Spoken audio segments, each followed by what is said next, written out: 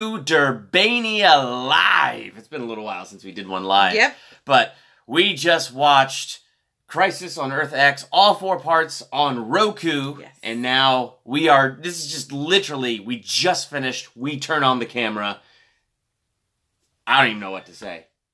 Well, I know some things to say. You have lots of things to say. I have lots start talking about it. So the first thing I'll say is this. I think these 4 episodes was the shot in the arm this CW superhero verse, this Arrowverse needed. Like, in a good way? In a good way. That's what I mean by shot in the arm. Okay. Like, you know... I enjoyed it. I didn't think it was, like, amazing. No, that wasn't, like, the best thing in the entire universe. Yeah. But in terms of what we've been getting out of all 4 of these... Well, we gave up on 2 of them before. We stopped watching Supergirl and DC Legends of Tomorrow, and you could barely tell. There was one new character, and we didn't know who that was. But other than that, we didn't really see anything new or different. Yeah, that's very true. We really didn't. Yeah. But in terms of, I mean, like, Season 4 of The Flash, what is holding my interest the most right now is DeVoe. That's it. Like, I think that character is incredibly interesting, where they're going to go with that. But beyond that, it's like, I'm having a hard time warming up to it. So coming into these episodes was... We needed something such good. A surprise. Well, I wouldn't say it's a surprise. I feel like whenever they do the crossover episodes, they're really good and they go really well. Yeah. And you could tell a lot of planning and thought went into it. I mean, it is a little weird that they were fighting Nazis, but a little weird, from Earth X. But I guess why did it have to be Earth X? Why couldn't it just been Earth 51 or so? I don't know. Is that a comic book series? I don't know. They just picked Earth 53 and it's Earth X because this is like the bad one, and it's not one of the numbered ones because it's like, this is the Nazi one. Yeah. We don't count this one. So that's kind of like... I don't know.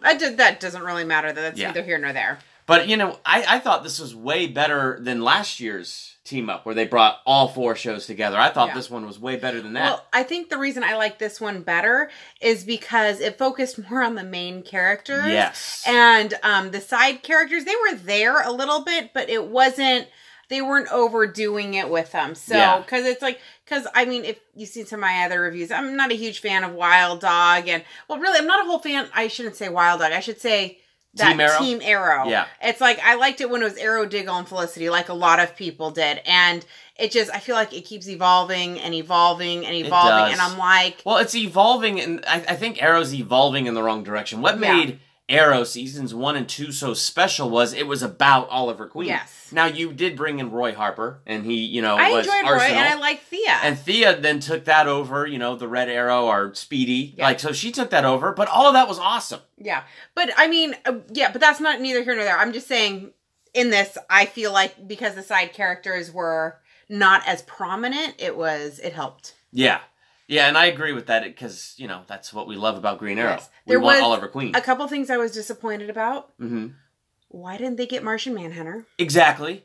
Actually, no, that's like the main thing I'm upset about. I mean, look, I could understand the Flash doesn't know him personally, so that's why he wouldn't have an RSVP to the wedding, but you would think Supergirl would be like, oh my gosh, this is bad. Where's my breacher thingy? I'm calling my cousin, and I'm calling the Green Martian. Seriously, and really, if good old Green Martian showed up, he could have pretended to be Kara and been a decoy. Yeah. I mean, he's done it before. Yeah, and those scenes where they had her under the red heat lamp and they're about to crack her open like a walnut. Which was a cool scene where you had... He could have just, became invisible and disappeared and just started laughing. Yeah. And that would have been awesome. I mean, it was cool that the atom was small and he caught the... I mean, what they did was great. I really like... I mean, we don't watch Supergirl anymore, but that's like him and Wynn are the only 2 characters I liked on that show. I mean, Supergirl's great and Superman's, but those 2 characters I've always liked.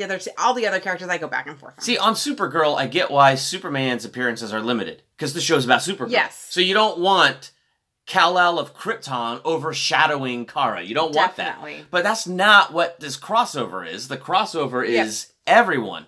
And so that would have been awesome to have Martian Manhunter. Did I say the Green Martian earlier? I meant Martian Manhunter. Oh, I don't remember. You know what? I'm just, whatever. They should have brought Martian Manhunter and Superman on this.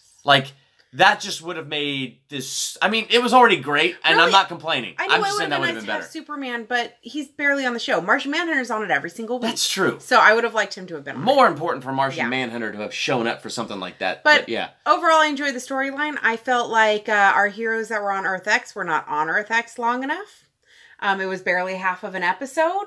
And so I felt like they didn't really see how bad it could have been as well as they could have. I mean, the fighting was great, the fact that it's a TV show makes that forgivable for me. I mean, they're limited. They're limited in their budget. They're limited in what they could do. So their time on Earth X is definitely going to be limited. So that didn't bug me. Yes. I was surprisingly kind of emotional about Jefferson and Stein. This is spoilers, by the way. So if you're watching, spoilers. But, I was surprised by that. Yeah, well, I mean, I knew something was going to happen at the beginning when Cisco and Wells has the thing to separate them. Yes. And so I'm like, why? Well, that's clue number one. That's clue number one, but you could tell they're having that bonding moment. And then when they went into that battle when Stein got shot, we both we knew. Oh, man. I mean, as soon as they were doing that slow motion thing, it was predictable. The thing that wasn't predictable was like, oh my gosh, the acting in that was really good. And really what got me is when he got to Clarice, Jefferson's wife. Not Jefferson's wife, Stein's wife. And that's when I went, oh man. Oh yeah, when she collapsed into Jeffrerson's arm because he just showed up with that look on his face. Yeah, because Jefferson, I mean, he looked very emotional for the most part, but, no tears. Yeah. Well, I mean, whatever. Not everybody cries.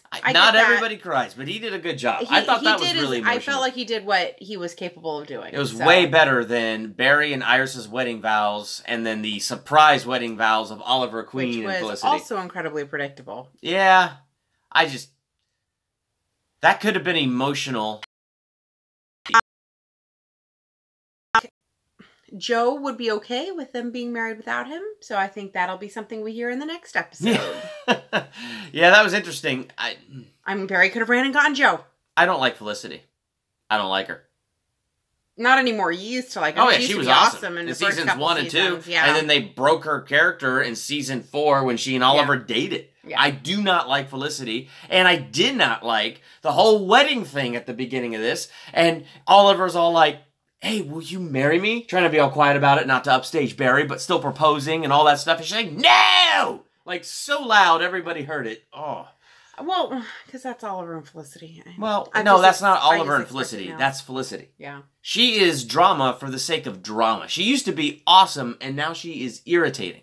Starting in season 5, where she's like, Oliver, let's put a team together. He said no. She goes, well, I've put a team together. Crap. Okay, I'll train them. Oliver, reveal your secret identity to strangers. There could be 0 bad consequences. So he does it. And there's a spy in the ranks and bad things. This is about Crisis on Earth X. It feeds into Crisis on Earth X because it just feeds into my dislike for Felicity ever since season 4 through season 5 and now into this. And it's just like, can we stop the Olicity thing? It was good back in seasons 1 and 2. Will they, won't they? And she was a great character. Development for Oliver when she eventually dies. I know that's a little dark, but I feel like, well, in the comic books, he marries the Black Canary, which is Dinah on this show now. Yes. So, and I feel like him and Dinah would make a good match. So that's how it is. What's up, Tom? How you doing? Yeah, I don't know. I actually think Dinah and Diggle have more chemistry. That's true, but he's married. I know he's married. I'm just saying. He's doing well. Good to know, Tom. Awesome. We are fantastic. Thanks for asking. A little tired, but good. Well, we gotta talk about Got like 5 hours of sleep. Yes. So.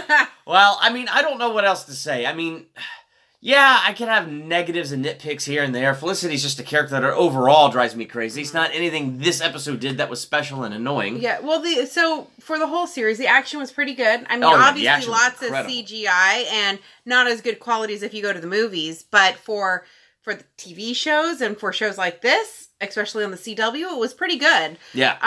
And there were times when I got bored in a couple of the episodes and I'm like, come on, let's move it on. Did Tom Felton show up in this episode?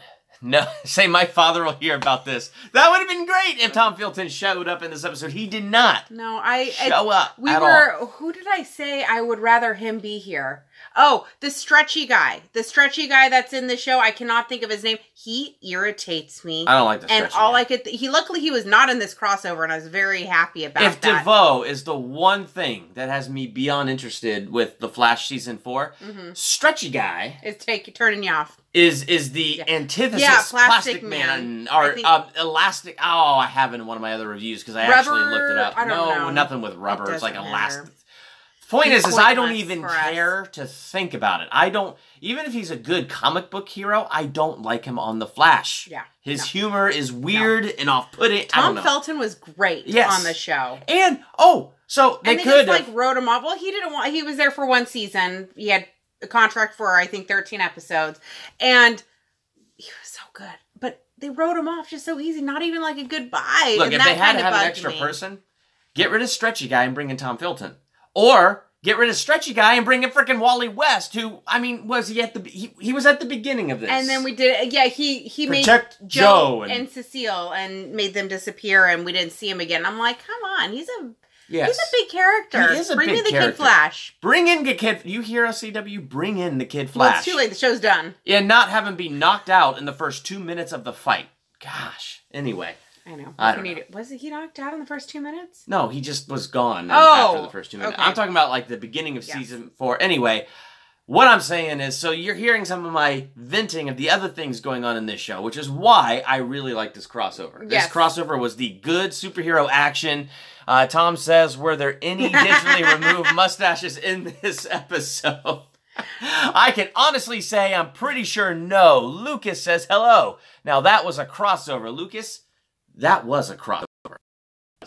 That was good. It was well done to orchestrate the 4 shows together the way that they did. It was better than they did last year with the Dominators. And I like that. This. Yes. And I really hope what they did with this crossover, I mean, I don't think I'm going to pick up Supergirl and Legends again, but no. I really hope the momentum carries forward into Arrow and The Flash. Yes, I agree. And I'm looking forward to seeing what will happen in those shows. Yes. If you had to give this a letter grade, what's your letter grade for Crisis on Planet X? Well, I had issues with some of the other characters. What were your other characters you had issues with? It's all my thing. But I'd give it a B.